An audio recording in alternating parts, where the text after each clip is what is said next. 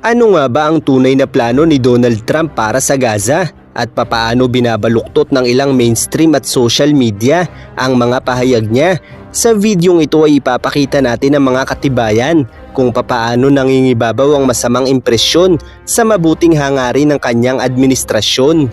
Kung mapapansin natin sa highlights ng mga balita ay palaging nangingibabaw ang salitang displacement o forced displacement patungkol sa plano ni Trump para sa Gaza, kung saan ang terminong ito ay malinaw na naglalarawan sa hindi maayos na pagpapaalis sa mga tao mula sa Gaza.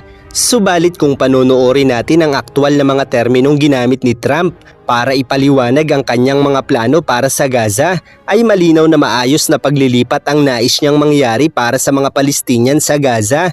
Things terrible, everyone leaves, they go back. This has been going on for forever, right? Forever. Now it's essentially a demolition site. There's practically no building that's livable on the whole thing, on the whole Gaza Strip. I say, we go in, we knock them all down, we just create some, no more Hamas, there's no Hamas there, there's nobody there. We move them into beautiful areas of the Middle East. I'd like to go to Egypt. They have a lot of land. I'd like to go to Jordan. I'd like to go to others. And we'll build beautiful communities for the 1.9 million people. We'll build beautiful communities, safe communities. Could be 5, 6, could be... Kaya't ang terminong displacement o forced displacement na inilalarawan ng mga balita sa mainstream at social media ay malinaw na hindi akma sa mga tunay na plano ni Trump para sa Gaza. Kaya't malinaw na iba ang sinasabi ni Trump sa ibinabalita ng media. Gaya na lamang ng article na ito mula sa Al Jazeera na nagsasabing sinabi ni Trump na walang karapatan ng mga Palestinian na magbalik sa Gaza sa ilalim ng kontrol nila. Subalit hindi ito ang aktwal na sinabi ni Trump sa media. And we'll build beautiful communities for the 1.9 million people. We'll build beautiful communities, safe communities. Could be 5, 6, could be 2. But we'll build safe communities a little bit away from where they are, where all of this danger is. In the meantime, I would own this. Think of it as a real estate development for the future. It would be a beautiful piece of land. Would the Palestinians No have the big right to money return? spent. Dito ay ipinaliliwanag ni Trump ang plano niya sa pagbubuo ng maganda at ligtas na komunidad para sa mga Palestinian sa Gaza, hanggang isiningit ng interviewer ang tanong niya kung may karapatan bang bumalik ang mga Palestinian sa Gaza. At dahil nga hindi pa tapos magpaliwanag si Trump nang magtanong siya, ay sinabi nitong hindi nila iyon gagawin dahil magkakaroon na sila ng mas maayos na tahanan, at ipinaliwanag na ang kanyang sinasabi ay isang permanenteng tirahan, at ipinaliwanag na kung babalik ang mga Palestinian ngayon ay aabutin ito ng mga taon bago mangyari dahil hindi pa umano ito maaaring tirahan. It would be a beautiful piece of land. Would the Palestinians No have the big right to money return? spent. No, they wouldn't, because they're going to have much better housing, much better. In other words, I'm talking about building a permanent place for them. Because if they have to return now, it'll be years before you could ever. It's not habitable. Kaya't malinaw na hindi sinasabi ni Trump na walang karapatan magbalik ang mga Palestinian sa Gaza. Sa halip ang kanyang sinabi ay aabutin pa ito ng mga taon bago mangyari.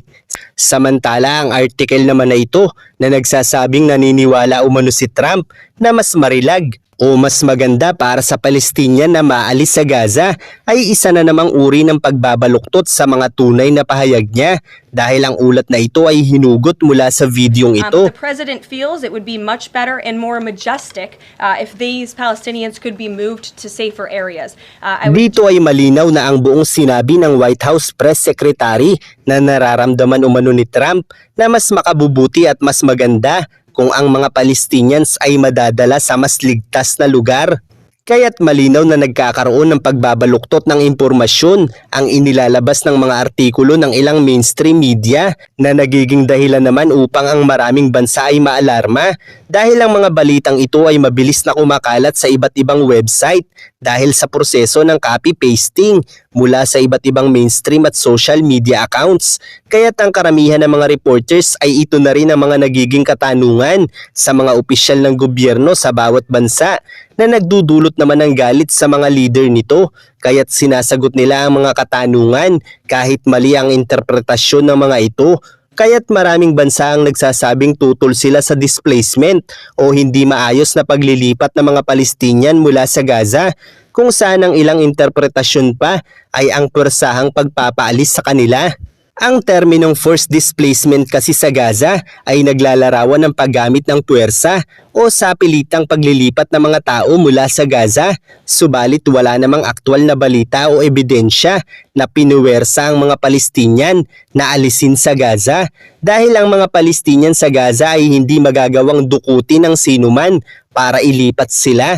Sa halip ang iniaalis ng mga Palestinian mula sa Gaza ay ang mga Palestinian lamang na pumapayag matulungan ng ibang mga bansa para makaalis sila sa Gaza, at sa katunayan pa nga ay ayaw na silang tanggapin ng Egypt at Jordan sa mga bansa nila dahil ang karamihan sa kanila ay gumagawa ng kaguluhan saan mang bansa sila mapunta.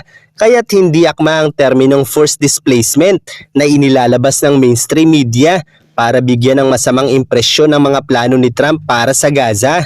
Dahil ang mga Palestinian sa Gaza ay mananatili sa Gaza kung gugustuhin nila, dahil hindi naman sila dudukutin ng Egypt o Jordan o ng US para lamang ilabas sila sa Gaza. Subalit dahil sa kasalukuyang digmaan ng Hamas at Israel ay maaaring mapahamak sila, isang dahilan kung bakit nais silang ilikas ni Trump mula sa Gaza. Sa kasalukuyan ay maraming bansa ang nagnanais na matigil na ang digmaan sa Gaza, subalit ang sinumang bansa ay walang ganap na kontrol sa Hamas at Israel kung mas pipiliin nilang ituloy ang giyera.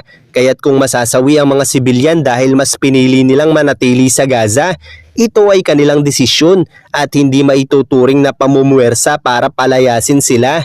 Isipin na lang natin kung hindi nanalo si Donald Trump sa pagkapangulo ay wala rin namang magbabago sa katayuan ng mga Palestinian sa rehiyong ito, kung saan dahil ayaw tanggapin ng mga bansa sa Middle East ang mga Palestinian mula sa Gaza ay patuloy pa rin silang naiipit sa giyera.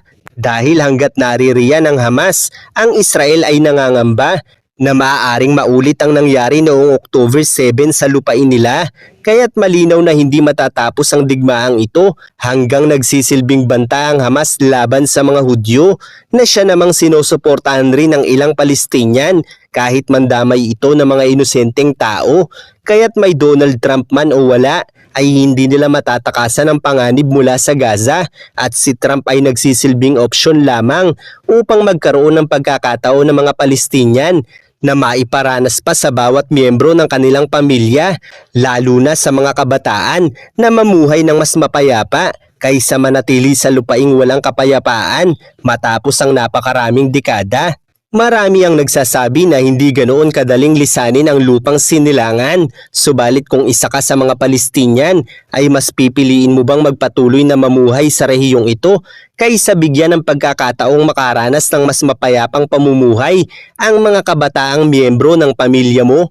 Kung nais kasi nila ng kapayapaan, ay dapat matagal na nilang nilabanan ng mga salot sa bansa nila, dahil ang mga ito ang nagpapasimula sa pagkitil ng mga sibilyan na nagtutulak ngayon sa Israel upang tuluyang pulbusin sila, at hindi ito magagawa ng Israel nang walang madadamay na iba.